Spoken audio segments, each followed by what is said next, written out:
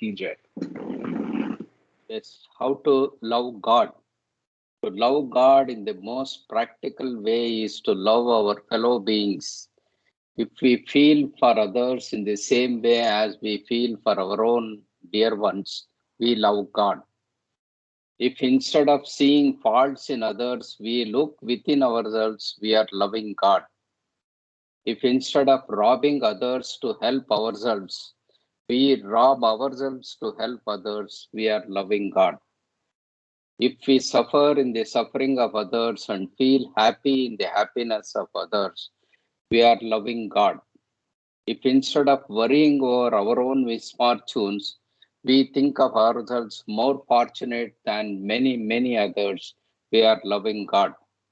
If we endure our lot with patience and contentment, accepting it as His will, we are loving God.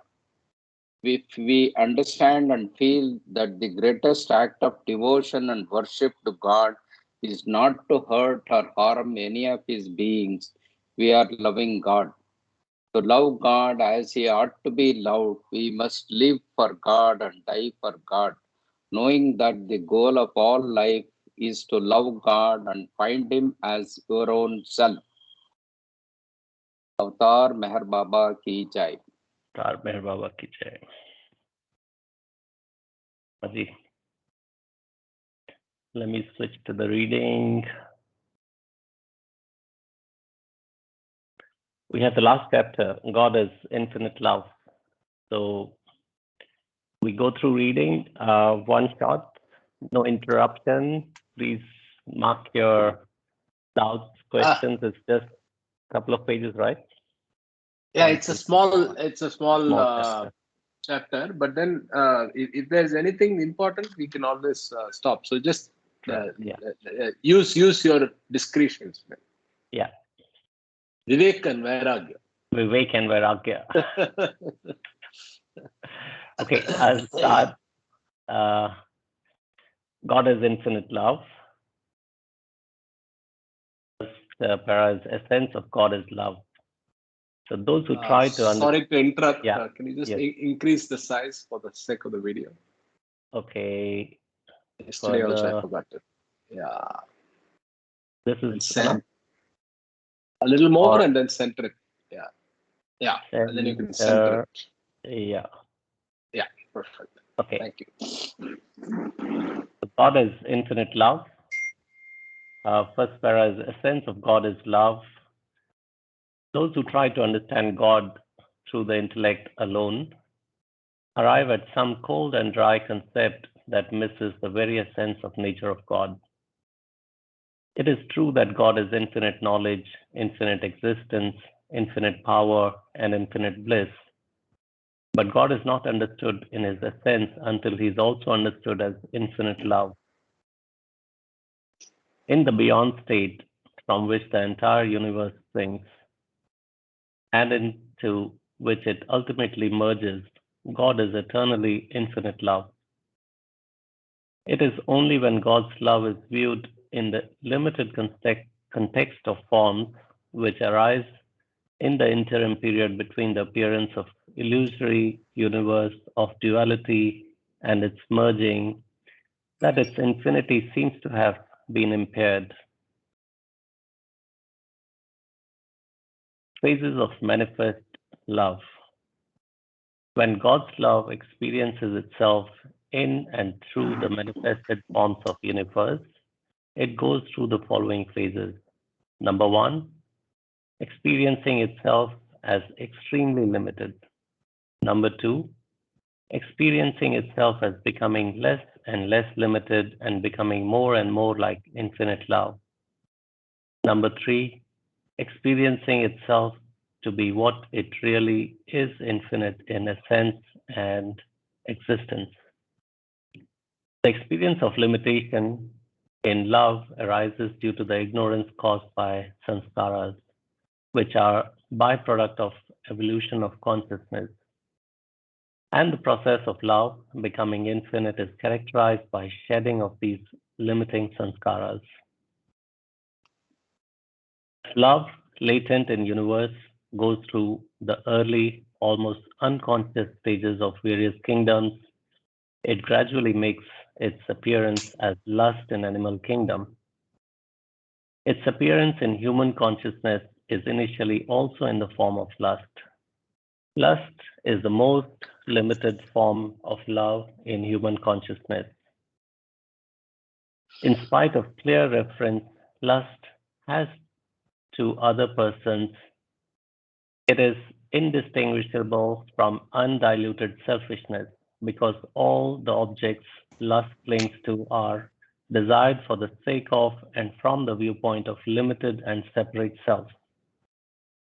At the same time, it is a form of love because it has in it some kind of appreciation for others, though this appreciation is completely vitiated by thick ignorance about true self. Love in gross sphere. When human consciousness is completely caught up in duality of the gross sphere of existence, love cannot express itself as anything other than lust of some type. One may like curry because it tickles one's palate. There are no higher considerations, so it is a form of lust. It is only craving for the sensation of taste. Mind also has craving for the bodily sensations of sight, smell, sound, of sight, smell, sound, and touch, and it nourishes its crude ego life through the excitement derived from these sensations. Lust of every type is entanglement with gross forms independent of the spirit behind them. It is an expression of mere attachment to sensual objects.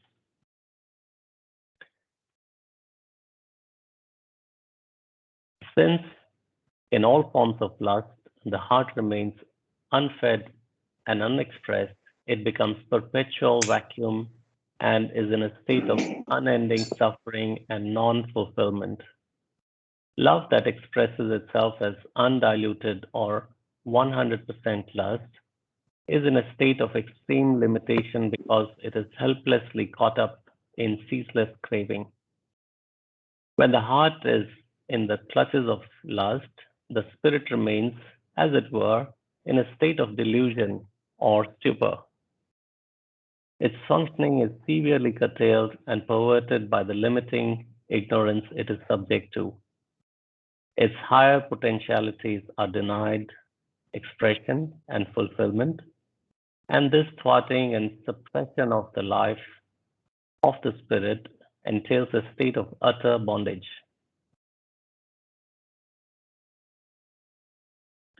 In lust, infinity asserts itself indirectly. Lust is the most limited form of love functioning under the thraldom of ignorance.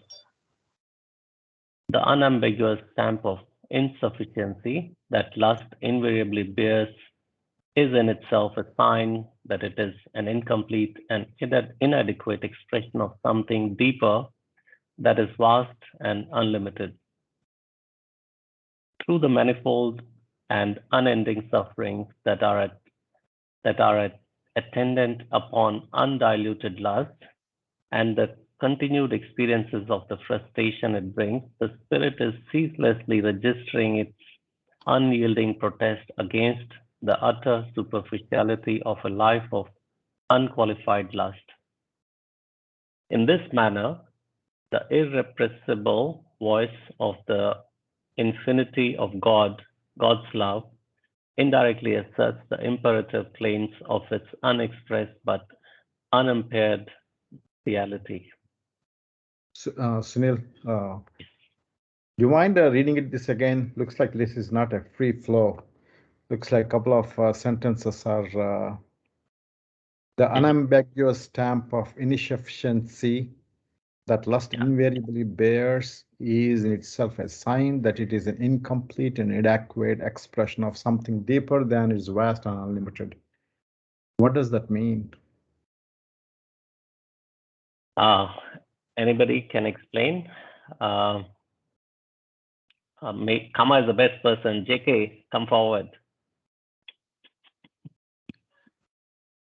Jai Baba. Jai Baba. lust is the most limited form of love functioning under the thraldom of ignorance. Very heavily weighted statement to the word ignorance. And we know that now after reading the 4 chapters in Maya, that ignorance, Maya is the principle of ignorance. So naturally, when you are caught up in the gross sphere of existence, where you are dealing with the 5 physical senses, which is what most of us human beings are entangled in this so-called fast material life. And in the beginning, you mentioned that uh, when the drop soul is evolving, love is always latent. Infinite love is latent in that soul, in that consciousness of that soul. But because of the different kingdoms which have different degrees of consciousness, love is unconscious first, but actually manifests itself, as we know in the animal kingdom, as lust. That lust is again manifested in the human kingdom, as we know, through attachment, through the different physical organs based on the physical senses of touch, taste, sound, smell, sight. There is also the mental sensation of thought, but lust is more related towards the physical senses. So, um, so most of the people who are entangled in the gross sphere of existence, when they talk about love, it is basically lust, because lust is the lowest form of love. And then the unambiguous stamp of insufficiency that lust invariably bears is in itself a sign that it is an incomplete and inadequate expression of something deeper that is vast and unlimited. So, for example, when we look at all the multimillionaires and people who have fulfilled all their material goals, so technically all your physical senses have been fulfilled. You have had multiple experiences which fulfill the temptations of the physical senses. And after achieving that, there is still a feeling of incompletion. And that is what it means, because infinite love is latent, but it's not expressed properly. So that is why this sentence, there is a feeling of it's an incomplete and inadequate expression of something deeper that is vast and unlimited. What is deeper and vast and unlimited is infinite love. But we are only using the tip of the iceberg, which is lust. And even after that lust is being fulfilled, there is a feeling inwards that I don't feel complete, even though I've been doing this for so many times. And that is what the next sentence, through the manifold and unending sufferings. And we read in the last 2 chapters about the causes of suffering, which is basically desires. And the sufferings that are attendant upon undiluted lust and the continued experiences of the frustration it brings, the spirit is ceaselessly registering its unyielding protest against the utter superficiality of a life of unqualified lust. Again, a heavy sentence, that we understand that this unqualified lust is very superficial. It feels good initially, but as you keep doing it, you realize more and more that this is not the kind of love that we are looking for. And that is why the last line, in this manner, the irrepressible voice of the infinity of God's love indirectly asserts the imperative claims of its unexpressed but unimpaired reality. So reality is never, the soul does not go through any changes. We know that. The soul is just like an observer. The main thing is the super consciousness of the soul has been contaminated with sanskaras. Hence, it is through Maya, it is entangled in the gross sphere of existence. Then you get entangled in the subtle sphere of existence, which you will learn, which we'll talk about now. And then with the mental sphere. And then finally, with the grace of a perfect master, you attain union. So the infinity of God's love is latent in every drop soul, whether you are a human kingdom. So only in the human kingdom, the consciousness is becoming full and complete. And we have that intelligence, or what you call as the infinite intelligence, that yes, there is this thing called infinite love, like why we are reading all this. So this is one way of looking at this. Jai Baba. Jai Thank Baba. you. Thank you, Kama. If I may just add one thing, I think if you just scroll up 1 second, Sunil, I think the beauty I liked was the fact that the spirit is ceaselessly registering its unyielding protest, right? So he's also saying that the fact that lust is incomplete and inadequate is prompted by the spirit right through, and it's prompting us to move to a higher form of love, right? So I found that to be important here, right? In this manner, the irrepressible voice of the infinity of God's love indirectly asserts the imperative claims of its unexpressed but unimpaired reality. So I think the push is there all the time. So let's hear that voice. Yeah. That's I one think thing like. initially, Yeah. when young people, when they are married, they think, oh, lust is the only thing that will make us feel very high in this universe, the most happiest moment.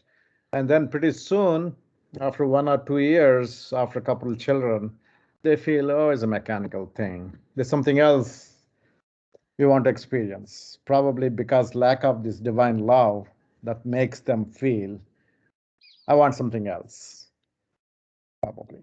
For the whole group, I was just one thought which came. It's something like the Maslow's hierarchy. So divine love and pure love is what's at the top, and you may have lust and other stages of love coming up. Perhaps a structure like Maslow's hierarchy can help in understanding. Yeah, just like you're right, Ashok. Just like that, in the beams, supervening laws, the divine love is the highest, and then cause and effect, and sanskaras, and then other laws.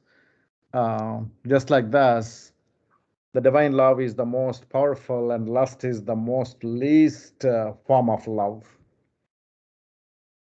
Jai Baba. Thank Jai you. Baba. Thanks, Raviji. If you allow, I go forward. Any other points around this? Yes, go ahead. Yeah, Jai Baba, Sunil. Yeah. Just before this particular paragraph, the Right. subtitle "In Lust Infinity Asserts Itself Indirectly," the one about that, I have a question for the audience. Mm-hmm. In this paragraph, if you see there, it's talking about the heart. Okay, since in all forms of lust, the heart remains unfed and unexpressed, it becomes a perpetual vacuum and is in a state of unending suffering and non-fulfillment. Then it says, when the heart is in the clutches of lust, the spirit remains, as it were, in a state of delusion or stupor. See, based on using our analytical skill and the semantics of the language, so what we are seeing is when we talk about the loving heart and the thinking mind ego, so the breathing heart love and the thinking mind ego. So for me, the way I understand the heart is always pure. It is the mind that remains unfed and unexpressed and feels in a perpetual vacuum. So I'm wondering whether it is just a metaphor that is being used out here, the heart. So if some of you could look at this and this particular paragraph, I always feel that the heart is always there, just like the soul always remains. The heart is pure. It is the mind which is impure. So why is the heart being mentioned here? That is my question. Hey, Baba. I don't know if I can explain that correctly or properly. Heart is it's just an object. What perhaps we should think of as feeling. Thinking and feeling. Mind is thinking, heart is feeling. So when a heart or feeling is clouded by selfishness, when we are trying to do things for ourselves, that causes dissatisfaction eventually. That's what we read just now. So we'll keep getting in a state of we achieve whatever we wanted to, whether it's lust in form of touch, taste, or anything else, and then we get dissatisfied. And then, but Baba used to say, real happiness lies in making others happy, and that's perhaps what we read just now in the beginning, how to love God. So if we shed the coat of selfishness, then the real happiness comes. And perhaps that kind of feeling when you feel unified with the universe, not just for yourself, but you're a part of the entire creation, is where the bliss lies. You're not, that feeling is not just for yourself, it's in giving, not in taking. So maybe that's some kind of explanation of love. So, can I add some? Yeah, go ahead. So basically, when you say the coat of selfishness, it's all boils down to the sanskaras. Yes, yeah, absolutely. So you remove the dust, like you remove the dust from the mirror, and the mirror is there. Likewise, the heart is there. Heart and the soul are pure, but it is covered by sanskaras.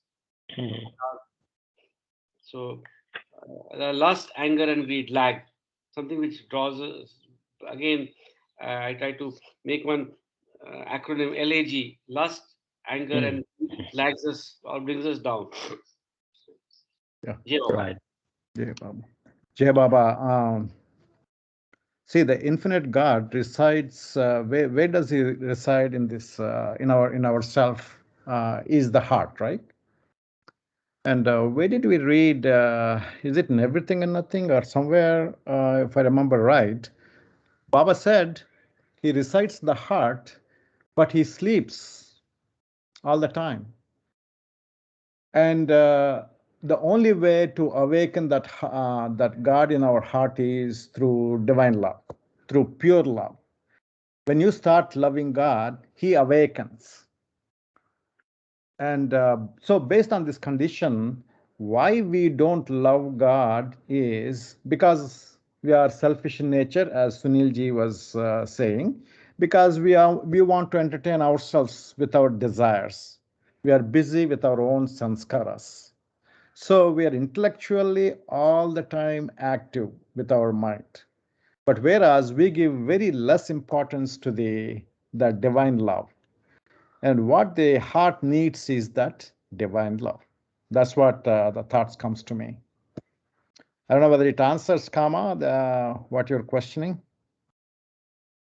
Yes, it's a very good explanation. In fact, I would say that because both you and Sunil have given their perspective, what came to my mind is, Sunil, I think that was brilliant, because when you look at the fifth plane and the sixth plane, we know that it is about the mental sphere of existence. And in God Speaks, Baba has said that there are two domains of the mind or the mental body. The fifth plane is about the domain of thoughts, and the sixth plane is the domain of feeling. So when you extrapolate that, we have read earlier that mind and heart have to balance each other. So what is happening out here is that, yes, intellectually we understand lust, then pure love, and then divine love, and so on. But is this really happening inside of us? So what both of you have said is very, I think, 100% perfect, because heart and mind have to balance each other. So it is not just the intellectual part, but which is the thought mind, the domain of mind which relates to thought, but also the domain of mind which relates to feelings. So mind and heart have to balance each other. On another note, Ramana Maharishi used to say, people used to ask him, what is this heart you're talking about? He said that, look, when we all, when we greet sometime, we put our right hand or left hand towards our heart. since most of us are right-handed, when the hand goes towards your heart, it goes through the right part of the body, the right breast. The physical heart is in the left, and the spiritual heart is in the right. I mean, this is something from Ramana Maharshi I'm just quoting. So I believe that the spiritual heart, which is what Baba, this paragraph probably mentions, So that was very insightful. Thank you, Jai Baba. Yeah. Jai Baba. I would just Uh, like to comment. Go ahead. Sorry. Yeah. Go ahead, Mamaji. I had a thought now.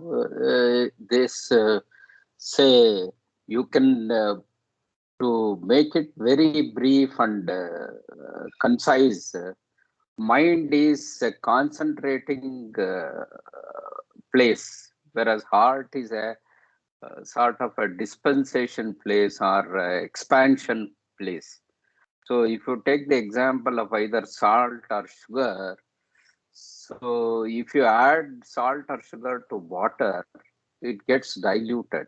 You add more water, it gets diluted. And this is one of the ways of cleaning also. So when we clean also, we use water, plenty of water to remove the dirt, remove the sanskara. So heart is sort of a expansion which dilutes all your mind. So the dilution, if it goes to the infinity where Manonash is complete, heart is the one which remains, which is so much expanded that it encompasses the whole of cosmos. That is one way of looking at it, heart and mind. So that's why Manonash becomes an important terminology to jump from the 6th to 7th. Jai Baba.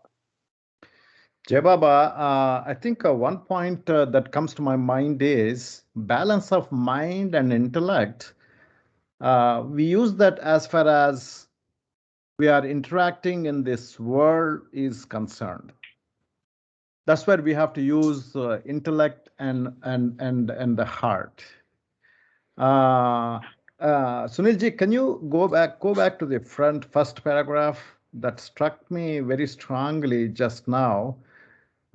Here, see here, it is true that God is infinite knowledge, infinite existence, and infinite power and infinite bliss. See, what do we use to get this infinite knowledge? Intellect, right? But God is not understood in his essence until he is also understood as infinite love. The first thing is, as far as our interaction goes with the God, we have to use pure love. That is the prerequisite as far as any other balance is concerned. Those are my thoughts. I think let me sum it up. I'm giving you a confused task. As far as the interacting with the external world, we have to somehow balance sometimes we have to use more intellect, and sometimes you have to use more love. We have to have a balance of it, how we use it. But as far as interacting with my own God, I have to use pure love, remembrance, loving, whatever you do, whatever is your expression, that's only through the pure love. Jai Baba. Jai Baba, Raviji, just my thoughts on that. Remembrance, keeping Baba's picture, and all that is first steps to pure love. Baba said these are tools to get on the path. But how to love God is much more difficult than that. And that's what we read in the prayer just now. You have to shed the coat of selfishness. It is a very, very difficult task. And that also brings me to the previous chapter, need for a bold decision. The limited self is like an external coat worn by Saul. Just as an individual may take off his coat by exercise of will, through a bold, decisive step, he can make up his mind to shed the limited self and get rid of it once for all. The task that otherwise would be difficult becomes easy through this exercise of a bold and unyielding decision. Such a decision can be born in his mind only when he feels an intense longing for pure love. Just as someone who's hungry longs for food, an aspirant who wants to experience pure love must have an intense longing for it. So it's much more than what we do usually, put Baba's picture, sing songs, this and that, but basically it's cleansing your own self. He wants you to finally get to the point of shedding that coat of selfishness. And then, of course, we need His grace. True love awakened only by Master. So remembrance is first step, perfectly good, nice, but eventually you got to get to the point of, cleaning your own self. And that's what Baba is teaching us, in my opinion. So Yeah, somewhere Baba. we have to start. We have to start wherever we are. Right. Whatever we love. But Right. Baba's third prayer says, see, if you ask any Baba, do you love Baba? They say, yes, I love Baba. Yes, But there of are course. varying degrees, Yes, There's one, yes. you love in one way, Tom, Dick, and Harry, they love different ways. Absolutely. It's a jungle. Everybody has their own paths and different stages. Yeah. So whatever way we love, he accepts it. Absolutely. And he understands completely where we stand and how we stand, whatever efforts. Absolutely. I completely agree. I got lost where I stopped. Sorry. I need to read. Page 401, Stages of Love. 401. Stages of Love. So Yes. allow me to go forward, please, if there are no strong objections. Even in the lowest stages of love, even in the lowest lustful life of gross fair, God is experiencing Himself as a lover. But it is the state of a lover who is completely ignorant about the true nature of himself or of God, the beloved. It is the state of a lover who is inexorably separated from the divine beloved by an opaque curtain of understood duality. It is nevertheless the beginning of a long process. Ununderstood duality. It is nevertheless the beginning of a long process by which the lover breaks through the enveloping curtain of ignorance and comes into his own truth and unbounded and unhampered love. But in order to get initiated into infinite love, the lover has to go through two other stages that are characteristic of the subtle and mental spheres.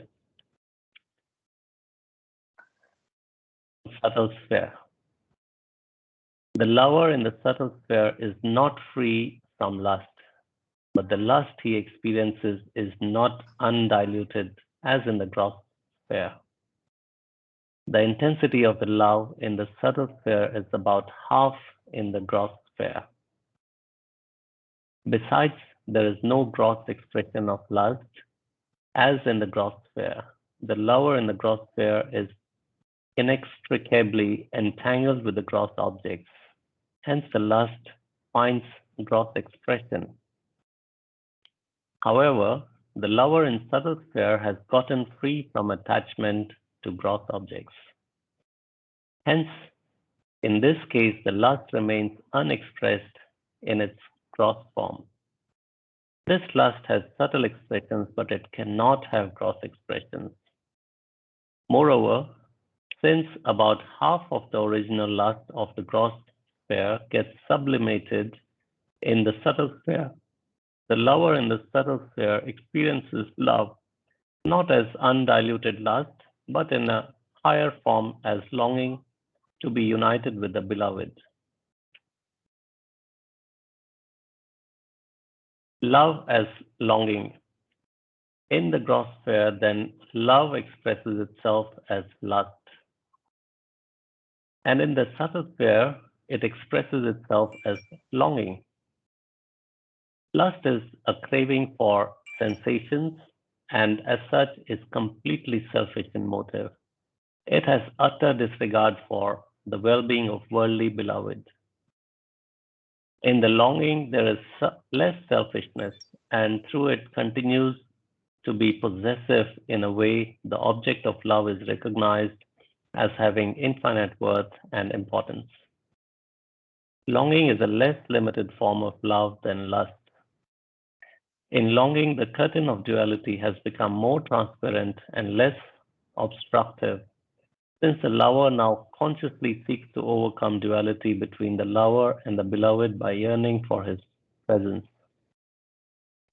In lust, the emphasis is solely on the limited self, and the worldly beloved is completely subsidiary to the gross needs of the self. In longing, the emphasis is equally distributed on the self and on divine beloved.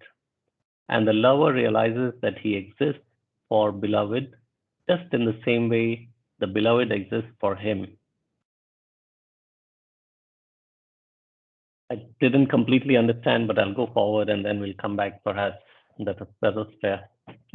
Maybe Kama can explain that better. Love in mental sphere. The lover in the mental sphere has an even higher and freer expression of love.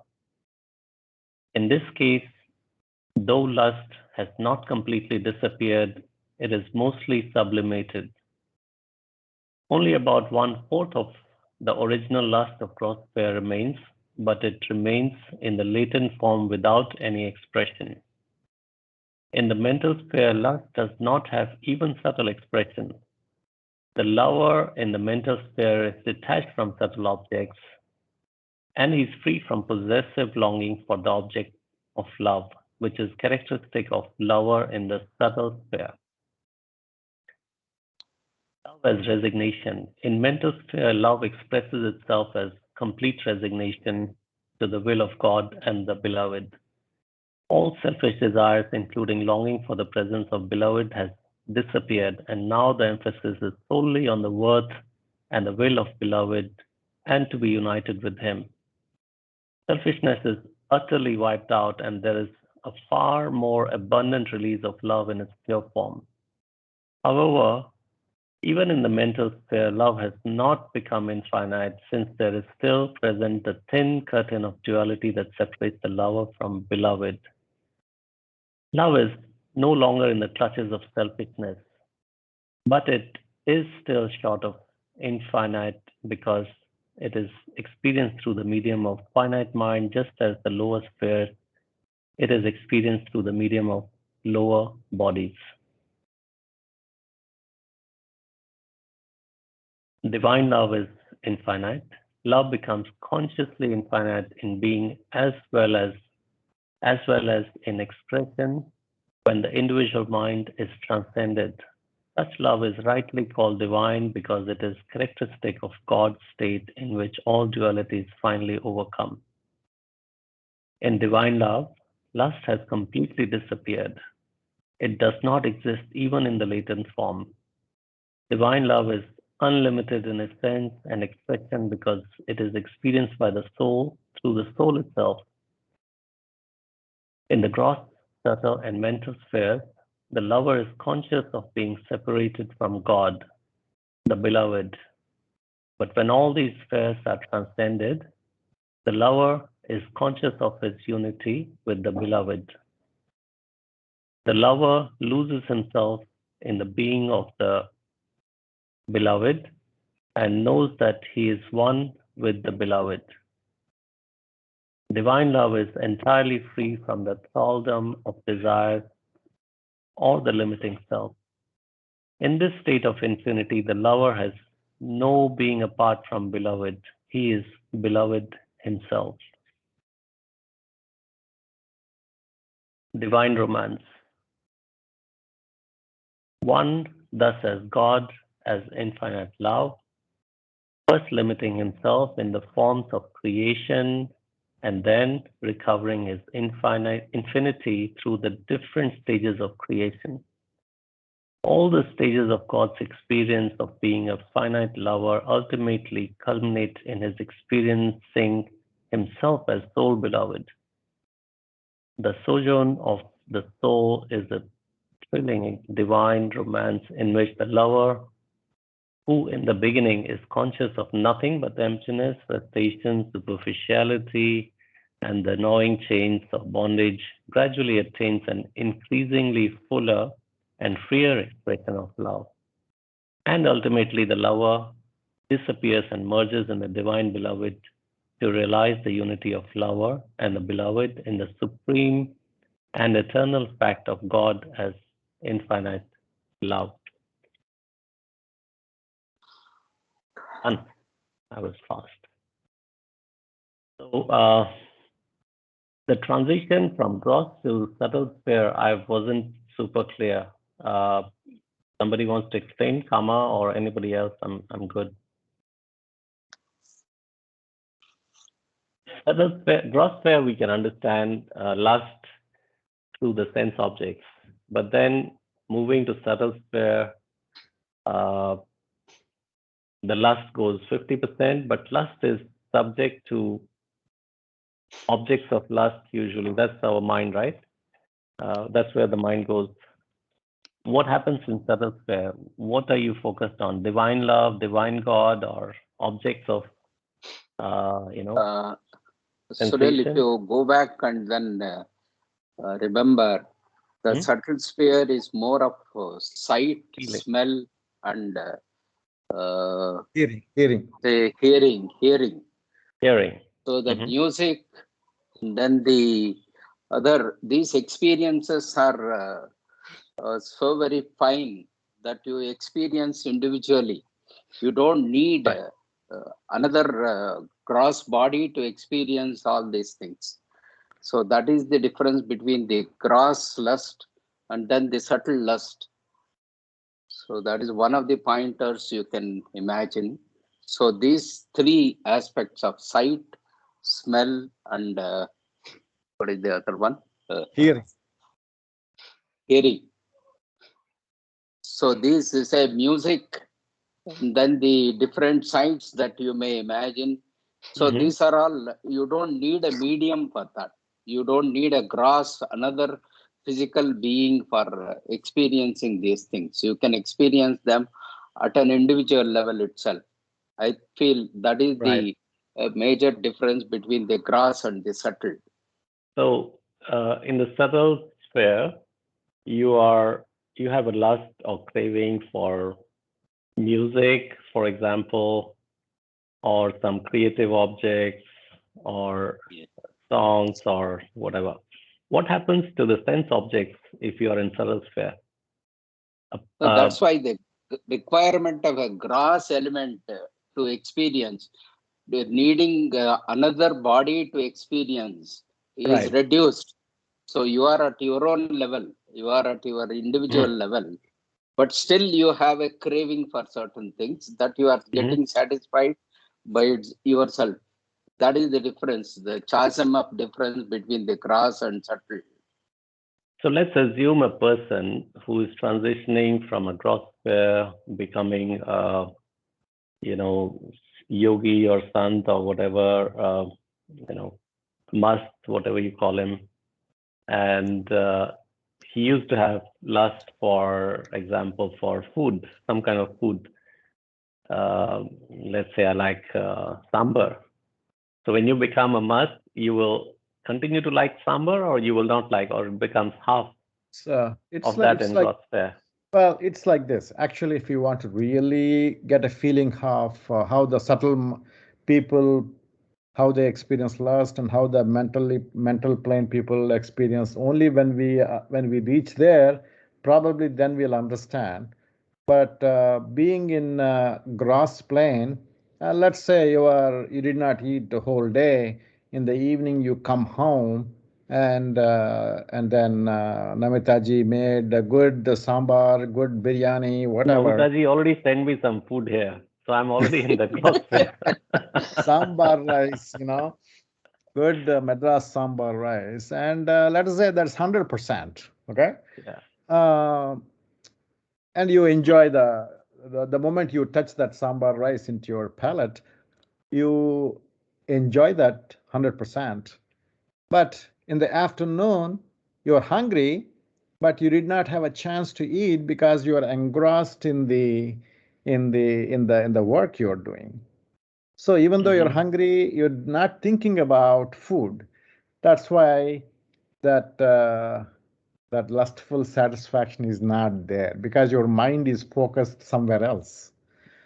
In the same way, in the subtle field, you are not into enjoying lustful things. Your mind is dwelling in God, and you are on the subtle plane.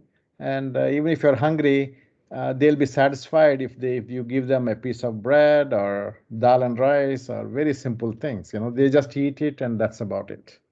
Whereas for us, we want to have whatever you're used to, pizza or sambar or whatever. I understand. Yeah. That's what I Okay. understand. Good Sure. explanation. Yeah. More practical explanation. Thank you, Jai Baba. So we're done with the chapter. Kama, would you like to come in and summarize or explain? I just have one example once again. Yeah, go ahead, please. I mean, what came to my mind, you see, I think we can understand it by way of a seesaw. If you want to keep lust and divine love at the two ends of the seesaw.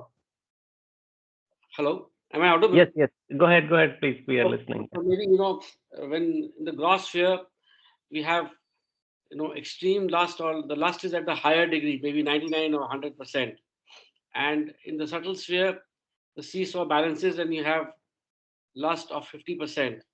And as lust completely reduces to zero, and the other side of the seesaw is divine love. So perhaps in a model of a seesaw, we can understand how we move from the gross sphere to the mental sphere, to the subtle sphere, to the mental sphere, and ultimately union with God.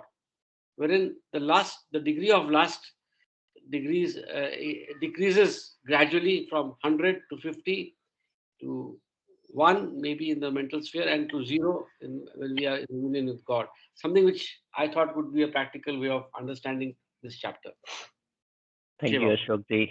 You're a very graphic person, so you must make all the diagrams. Yeah, I mean, this is my way of learning, and yeah, I understand. I'm just sharing with the group. Perfectly good. Yeah, no, absolutely good. But in this imagery of the seesaw, ultimately we have to jump out of the seesaw between the 6th and 7th plane. So, that's why he said 1% in the last point. Yes. Mamaji, you're right. It is difficult to bring the intellect in the discourses and God speaks into a graphic form, but for understanding, I mean. Yes. Jai Baba. Jai Baba. Anybody else before Kama?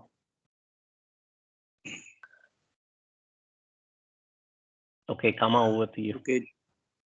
Okay, Jai Baba. So first part is about your question, and to add on to what others have said, Doc Mama, I think, came out with a brilliant explanation of what I call as T square SQ: touch, taste, sound, smell, sight. So in the paragraph we read on love in gross sphere, it says, page number 400, when human consciousness is completely caught up in the duality of the gross sphere of existence, love cannot express itself as anything other than lust of some type.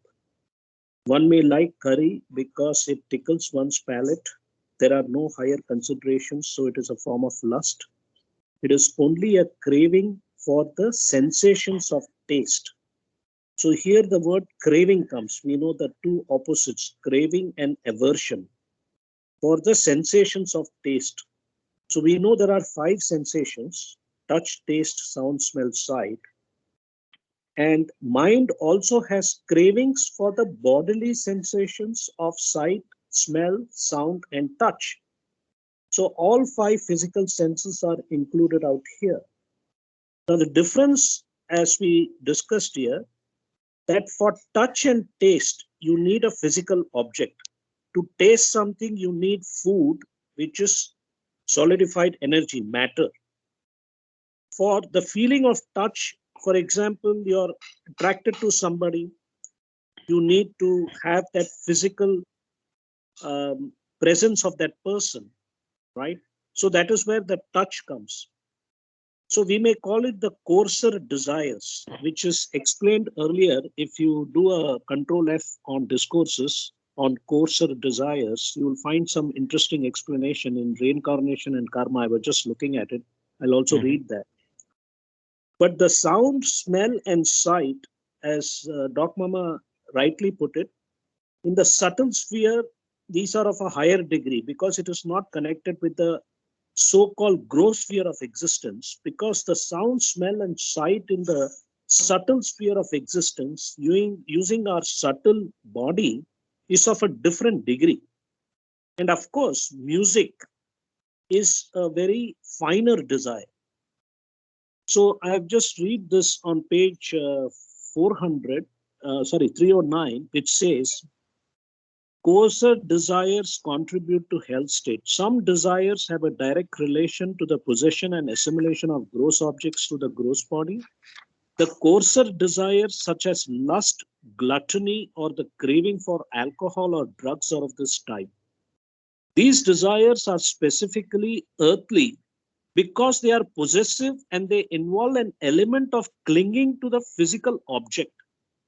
In these desires, there is not only a preponderance of sensations derived from contact with the object, but also of those sensations that constitute the response of the body itself. These coarser desires contribute to the health state.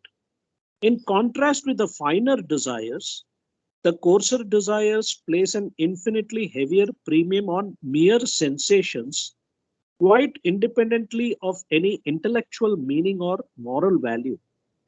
In the finer desires, such as the desire for music, there is, of course, an element of wanting sense contact with the physical sounds, but these sounds become important not so much in their own right as in their capacity to express beauty. In the same way, a desire to hear discourses has a hold upon the mind, not so much because of the sensations of sound, but because of the intellectual meaning and emotional appeal they convey.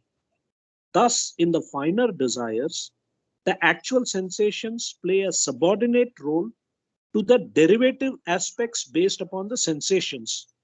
In the coarser desires, the chief element is provided by the actual sensations connected with the physical object and the sensations aroused by them through bodily response to their possessions. The organic sensations of the physical body play the greatest part in experiences connected with the coarser desires. Through them, the individualized soul feels its own existence as the gross body much more effectively and vividly than through experiences connected with finer desires. So this gives you a very interesting scenario, and especially with drugs, psychotropic drugs, marijuana, cocaine, heroin, and even now we have this pharma company, which is one of the biggest problems in the US has been these, what do you call, painkillers. And so I won't go into that, but this tells you why, as Baba said, you should not take drugs because it is temporary and it is of the gross aspect. And so coming back to the main, the essence of this chapter, God as infinite love, each and every line is very, very significant. It's one of my favorite chapters. And every paragraph has such significance. I mean, holds a lot of weight. So let me just summarize this. One is, it was written, when God's love experiences itself in and through the manifested forms of the universe, experiencing itself to be what it really is, infinite in essence and existence. And then later on, it says that divine love is unlimited in essence and expression because it is experienced by the soul through the soul itself. Love becomes consciously infinite in being as well as in expression when the individual mind is transcended. So that is Manonash, individual mind is transcended. So one acronym I've developed for myself is B. B for boy, and then triple E. Why? So divine love is being and infinite in being infinite in essence, infinite in expression, and infinite in existence. And this again goes back to the seven realities, where the first two realities deals with real existence and the real love. So this chapter kind of gives us a explanation of the first two parts of the seven realities in a way. Now, another thing is the first line that we read in the first paragraph: those who try to understand God through the intellect alone arrive at some cold and dry concept that misses the very essence of the nature of God. Because the very essence of the nature of God is infinite love. God is eternally infinite love. It is true that God is infinite knowledge, infinite existence, infinite power, infinite bliss, which is basically Sachitananda. But God is not understood in his essence until he is also understood as infinite love, which only happens in the seventh plane. So what is relevant in this chapter is that infinite love is latent in everything, animate, inanimate objects. Because of the degree of consciousness, it depends on what kind of love you're experiencing. So it says in the, first of all, it says why is there is limitation in love. The experience of limitation in love arises due to the ignorance caused by sanskaras. So there itself, Maya is being talked about, which are the byproducts of the evolution of consciousness. So this we have repeated many times. Due to evolution of consciousness, we accumulate samskaras, winding samskaras. Now, as love latent in the universe goes through the early, almost unconscious stages of the various kingdoms, it gradually makes its appearance as lust in the animal kingdom. So lust is experienced in the animal kingdom and then in the human kingdom. But lust in the animal kingdom is what we call as animal consciousness. And in the human kingdom, we call it human consciousness. Its appearance in human consciousness is initially also in the form of lust. Lust is the most limited form of love in human consciousness. So here is where the journey starts. The spending of sanskaras in the gross sphere of existence and the unwinding of sanskaras in the subtle sphere and the mental sphere of existence. How? Only when you have the gift of pure love, then we start in the beginning of the first plane of subtle sphere of existence on a 24/7 basis. Actually, all of us who are in the gross sphere of existence, we do experience ourselves in all the three worlds in different permutation and combination. But only when you get the gift of pure love, you start purely from the subtle sphere of existence, from the first plane. That is where the stages of love comes.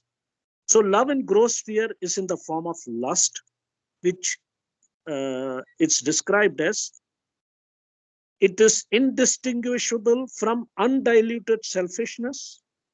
And then it also says love that expresses itself as undiluted or 100% lust is in a state of extreme limitation because it is helplessly caught up in ceaseless craving. And then it says that the spirit is ceaselessly registering its unyielding protest against the utter superficiality of a life of unqualified lust. So not only it is 100% unqualified lust, but also undiluted selfishness in the gross sphere. So after getting the gift of pure love, then you go into the subtle sphere. Now it says the lover in the subtle sphere is not free from lust, page number 401. But lust he experiences is not undiluted, which is 100% undiluted selfishness or unqualified lust, because the intensity of lust in the subtle sphere is about half that in the gross sphere. So it becomes 50%, the intensity of lust. And also, there is no gross expression of lust. There is only the subtle expression. Now, what is the subtle expression? Because you have finally found the gift of pure love, it is not just loving your worldly beloved. You have also started loving the divine beloved, which is now in our cases, Meher Baba. So now what is happening in the subtle sphere is there is this possessive longing to be united with the divine beloved. The subtle sphere experiences love not as undiluted lust, but in a higher form, as longing. So lust in the gross sphere now turns to longing in the subtle sphere. Now, even here, the longing is like, for me, lust in the gross sphere is like dating. You date and date and date, and finally you find somebody. And again, that goes into the longing to be united with the possession, which is called the possessive. Sorry, yeah, 1 second. It continues to be possessive in a way the object of love is recognized as having infinite worth and importance. So in the subtle sphere, what happens is there is longing. There is like a 50-50% give and take. You're asking God, hey, you know what? I want to possess you. I want to be united with you. But then once you go into the mental sphere, the fifth and sixth plane, which says lover in the mental sphere as an even higher and freer expression of love, in this case, lust has not completely disappeared. It is mostly sublimated, which means the intensity of lust is still there, 25%, but the expression is not gross or subtle, but it is mental. How is it expressed? The lover in the mental sphere is detached from subtle objects and is free from possessive longing for the object of love, which is characteristic of the lover in the subtle sphere. In the mental sphere, love expresses itself as complete resignation to the will of God, the beloved, the divine beloved.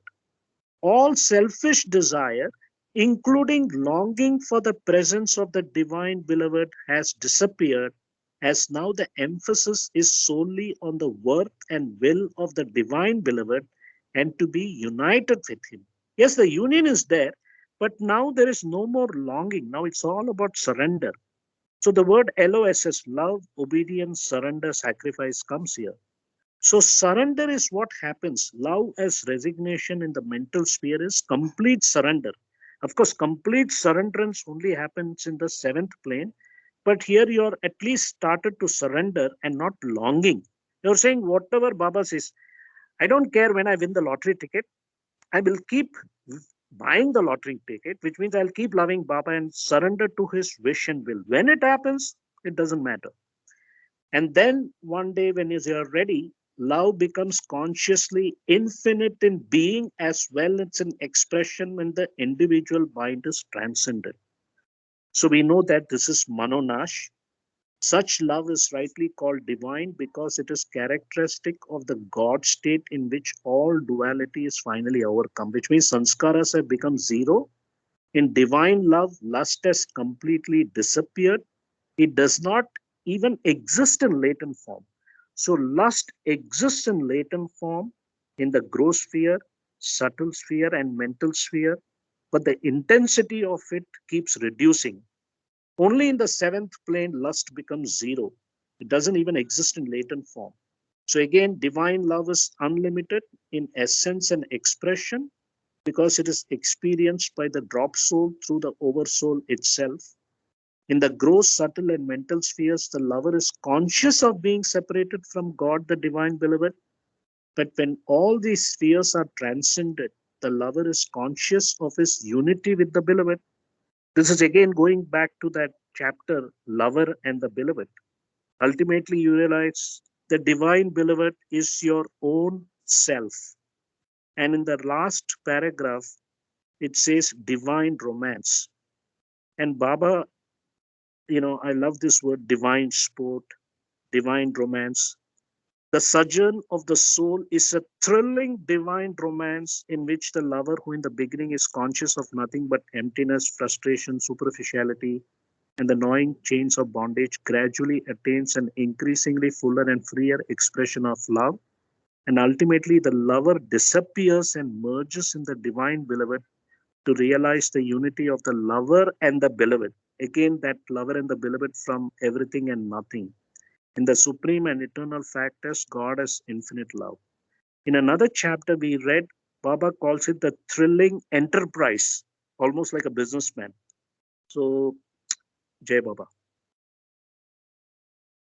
Jai Baba Kama, thank you. Beautifully explained. And you have this gifted ability to interconnect with other chapters you can very quickly connect with other things, so which I can't at least. So maybe others do. But thank you so much. One thought that came to my mind is this is transition from lust to love in different spheres. But how do we define lust? So, and we have human body which is going through involution, dropping, shedding all the sanskaras as we go through the planes. And we have to carry this body. That means we have to keep eating. We have all the sense objects, sense organs. And for example, eating, I won't take more coarser examples, but eating is in the gross sphere, we overeat. So perhaps overeating is lust.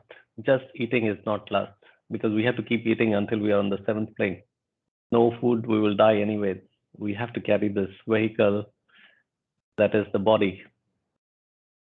So just eat enough, then it's not lust. But if we overeat more than what's needed to carry on with this body, then perhaps it's lust.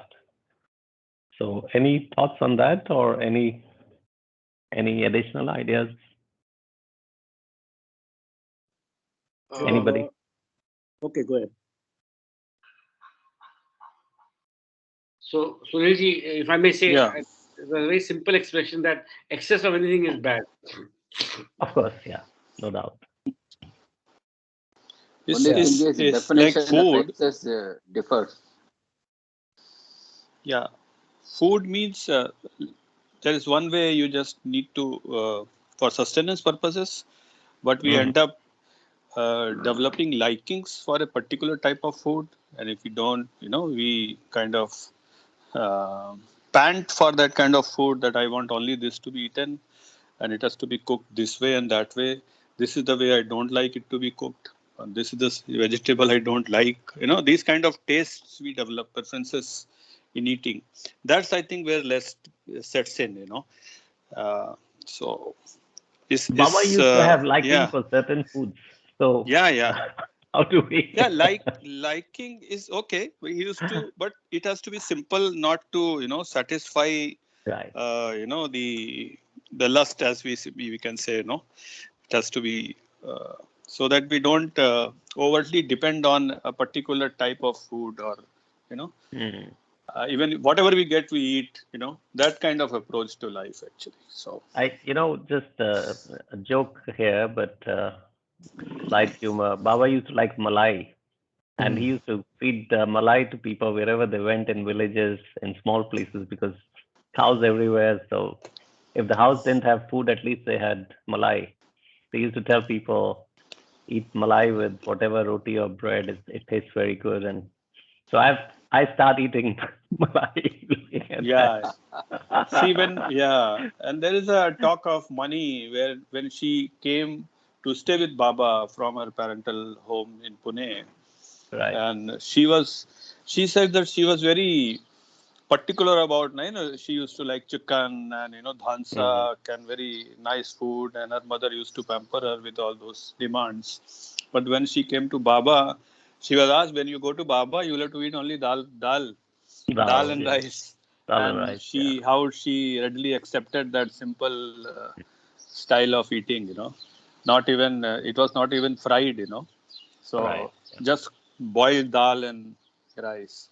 So that brings me back to what I was pointing at. Where is the borderline between lust and basic needs, and how do we make sure that we are transitioning and progressing from lust to love by controlling our desires or managing our desires, just to be enough for what we need to progress this body forward. So I guess that if you're really hungry, it doesn't matter what food you are given, you just eat it, right? Right. But whereas if you're then we eat with our mind. That is the problem. Fancy food. That is the problem. Right. Amma, you were saying something? Sorry, anybody? Yeah. I think that it's a very good point, because all of us face this kind of challenge. The way I can tell you my own experience, I was never a foodie, till about 10, my mom had to spoon feed me kind of thing. And then she was a great cook, but I never appreciated food. When I went abroad, I realized that I needed to cook for myself. And then I started cooking, and I also noticed that Americans loved eating different kinds of food. It's a great way to bond with them. So cooking, I started to love. And I also realized I felt frustrated that I didn't appreciate my mother's food. So what I want to say is that even now, when I look at my own life, when I travel a lot, sometimes I eat in dhabas, sometimes you go to different people's homes in different states. When I used to give these lectures in Karnataka or in Orissa or Bihar, whatever, and you get invited to people's house and they would ask me, what would you like to eat? I would say, whatever you're eating. Even with friends' houses, I would say that whatever you're making, I'll eat. Because one is the beauty of something that you don't know what is going to come out. Second is being able to enjoy different kinds of food. So the trick out here is not to be so focused on food that I only will eat this or that, but to be able to be open about it. For example, you're invited to weddings and receptions. There's a huge buffet, and I enjoy it. The difference out here is the subtle line is about attachment to food. That if you're not, there is nothing wrong in enjoying something as long as you don't get entangled in it or get attached to it.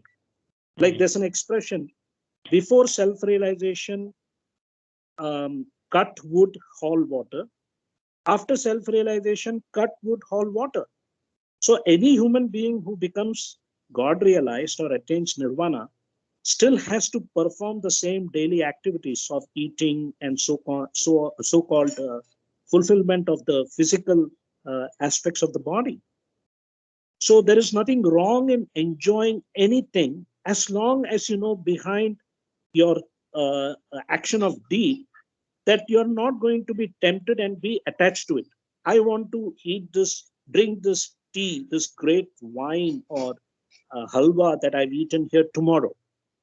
If that renunciation of desires or desirelessness doesn't mean that you should not have any desire or anything. Desirelessness is basically indulge, but don't get attached. When you were talking about overeating, it's okay once in a while. If you look back, you say, hey, you know what? I felt good. And that's about it. Leave the thought there and not to feel guilty about it.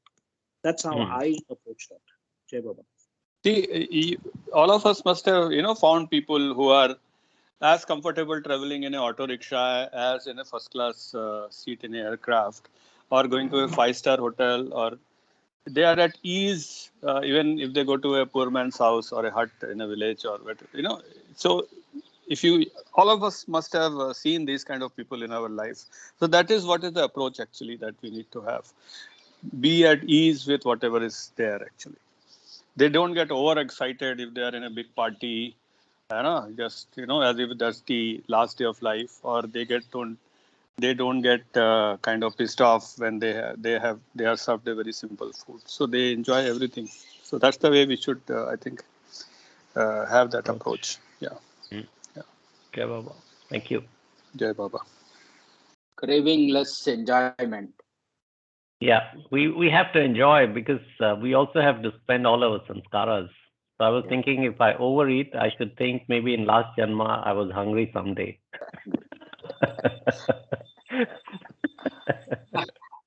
Okay, Sunil. We'll let as you Baba eat. has said, one more last thing, as Baba has said, in any kind of circumstance or environment, contentment, cheerfulness, detachment, desirelessness, enthusiasm, and equipoise are very important. If you are aware of these kind of aspects, then you are in being, not becoming. I have to become this or that. You are able to enjoy that eternal moment. And that's how it is. Baba never said that you should not do this. Baba himself drove in beautiful cars that Elizabeth Patterson gave. So one can be a multimillionaire. Like I believe King Janaka is a great example. Most of the perfect masters we have seen have been very simple. But King Janaka is a very good example of someone who can rule his kingdom, but still be detached. Jai Baba. Jai Baba. Thank you. So this complex Okay, I ways have- of progression yeah. is, Hama, there are many rules. When I read more and more,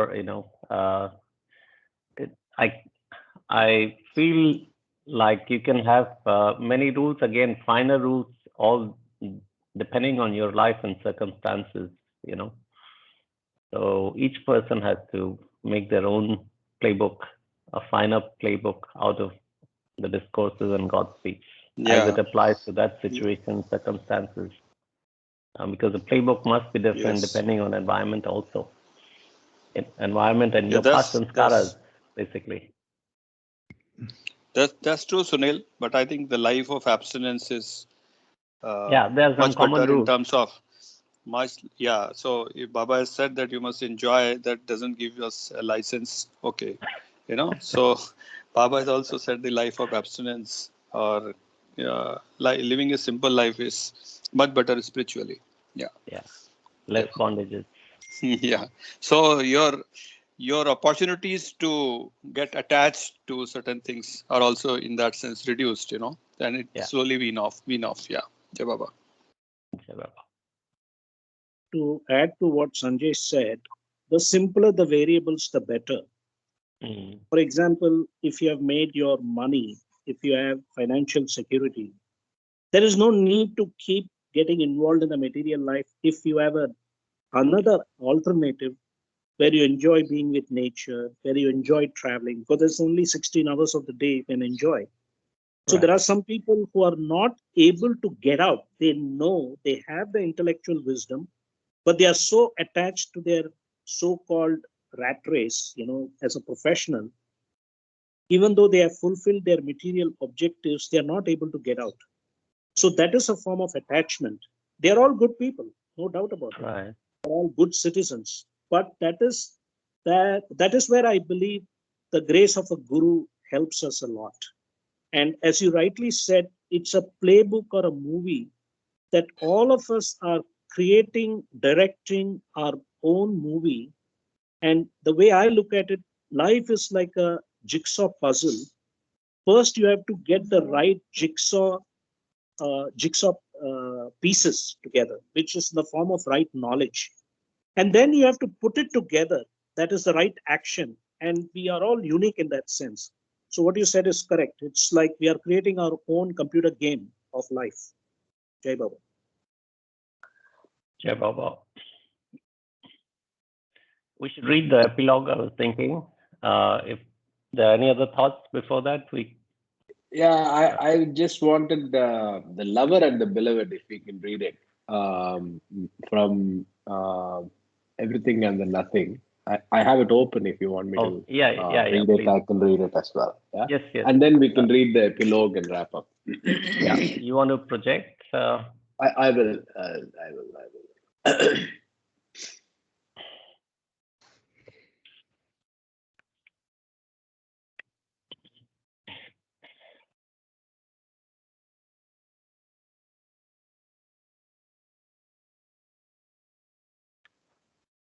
Atar Meher Baba ki jai. The lover and the beloved. God is love, and love must love.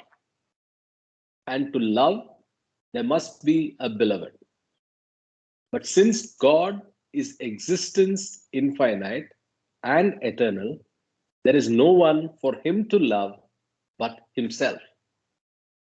And in order to love himself, he must imagine himself as the beloved whom he, as the lover, imagines he loves.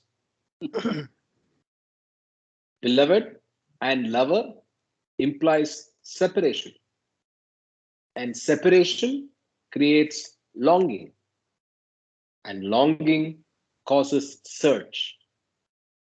And the wider and the more intense the search, the greater the separation and more terrible the longing. When longing is most intense, separation is complete. And the purpose of separation, which was that love might experience itself as lover and beloved, is fulfilled. and union follows.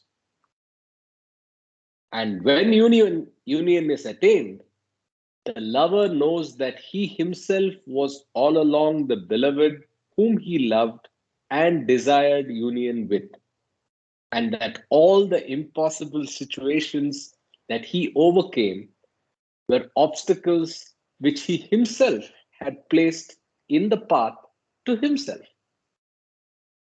To attain union is so impossibly difficult because it is impossible to become what you already are. Union is nothing other than the knowledge of oneself as the only one. Har Meher Baba ki jai. Har Meher Baba ki jai. Thank you. Thanks, Karthik. Hey, Baba, I just want to add one thing. This particular reading of the lover and the beloved, it's my favorite. It summarizes everything about God speaks and discourses.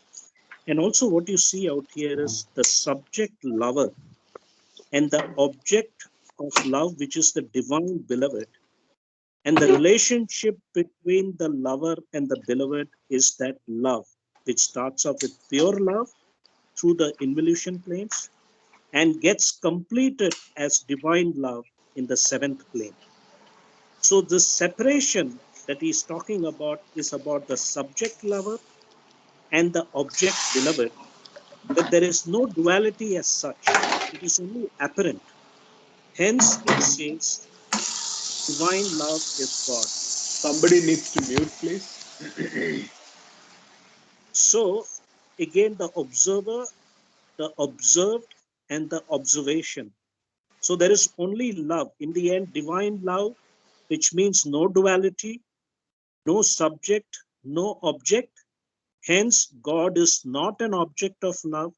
God is the subject and he is yourself, which is what the last two lines summarized.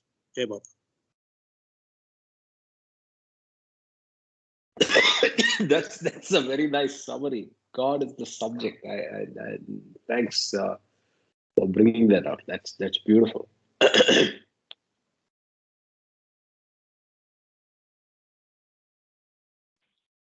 Yeah, Baba. So, shall we go to epilogue? Sure. In fact, I think for the beautiful journey of almost a year plus that we did, a year plus, maybe 6-7 months of discourses, maybe doing a retro session is not a bad idea. Maybe I'll plan a retro for next Saturday where we can try to learn and glean some more from what we did. Especially we can go back to the themes. And see and so on. And I know we're out of time today, but let's read the epilogue and then maybe spend one session on a retro before we get into Listen Humanity. I think it helps because I always envy Kama's ability to interweave the thoughts between chapters. And that's what we were trying to do through the topics that we put on Fellow. So let's do that. Yeah. Jai Baba, one last one for the benefit of all concerned. This is after we finish reading in your own private time. You should read the last two pages of Love chapter 115 and 116. Will summarize what we have read. So, in fact, my what I would like to suggest is not suggest, but basically the chapter on love and this chapter, God as infinite love.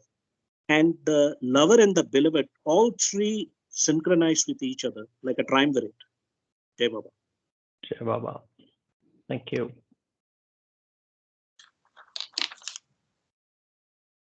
Okay, let's go to epilogue and 12 ways of realizing me. I think you're not sharing the page. Oh, I'm not sharing. Sorry. Yeah. I stopped sharing earlier. Not sharing, but you are sharing yourself. I'm already on 7th plane, merged with God. Hold on. Can you see now? Yes. Yes. Okay, 12 ways of realizing me. First one, longing. If you experience that same longing and thirst for union with me, as one who has been lying for days in the hot sun of Sahara experiences the longing for water, then you will realize me. Peace of mind. If you have the peace of a frozen lake, then too you will realize me. Humility. If you have the humility of earth, which can be molded into any shape, then you will know me. If you experience a desperation that causes a person to commit suicide and you feel that you cannot live without seeing me, then you will see me. Faith. If you have the complete faith that Kalyan had in his master in believing it was night although it was day because his master said so, then you will know me. Fidelity. If you have the fidelity that your breath has in keeping you company till the end of your life, even without your constant feeling it, both in happiness and suffering, never turning against you, then you will know me.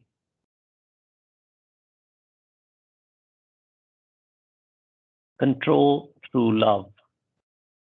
When your love for me drives away your lust for things of the senses, then you will realize me. Selfless service.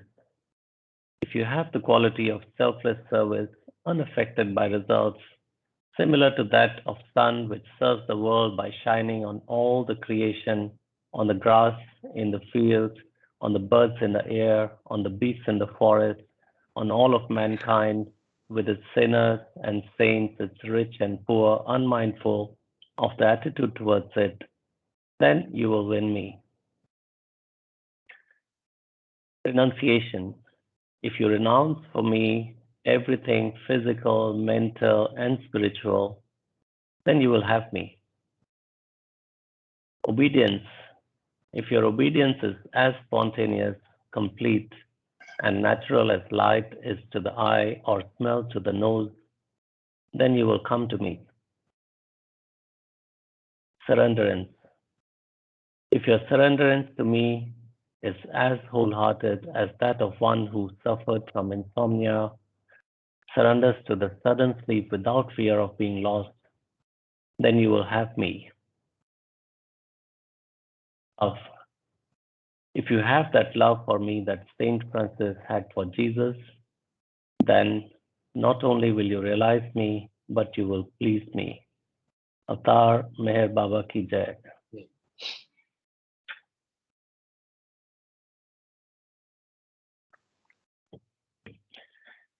So we come to close with the discourses, and we go to the retro session next week, which I'm looking forward to. 115 page love, I will read, Baba willing, and a bit more. Any other thoughts? Any other topics? Anybody? We have still 2-3 minutes. If not, we can close today's session, wrap up early. It was brilliantly read by you, and I think the last epilogue we read also relates very deeply with the 7 realities. Yeah. Jai Baba. Yeah, Baba. So let's close today's session then with that. Avatar Meher Baba Ki Jai. Avatar Meher Baba Ki Jai. Thank you. Avatar Meher Baba Ki Jai. Thank you. Thanks, everyone. Thank you. Thank you. Karthik, all the recordings are available serially? The last 4 to 5 ones are to be updated. So I will probably work on them and finish it. Because individually, especially myself, missed a lot of discourses here and there. I'll have to do my own.